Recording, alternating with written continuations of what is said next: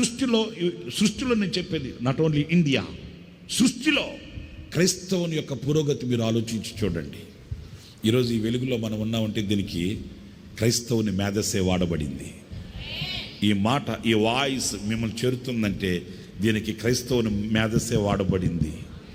ఎందుకంటే దేవుని చేత బలపరచబడిన వాడు క్రైస్తవుడు.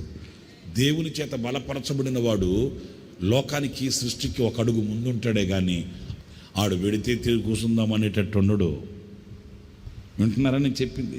వాళ్ళు ఏదైనా గుప్పిలు విప్పితే, వాళ్ళు ఏదైనా సహాయం చేస్తే, వాళ్ళు ఏదైనా మనకు మేలు చేస్తే తీసుకుందాం అనేటట్టున్నాడు. ఎప్పుడు కూడా ఒక అడుగు ముందే ఉంటాడు. దేవుని చేత బలపరచబడిన వ్యక్తి యొక్క స్టామినా, స్ట్రెంగ్త్ అలా ఉంటుంది.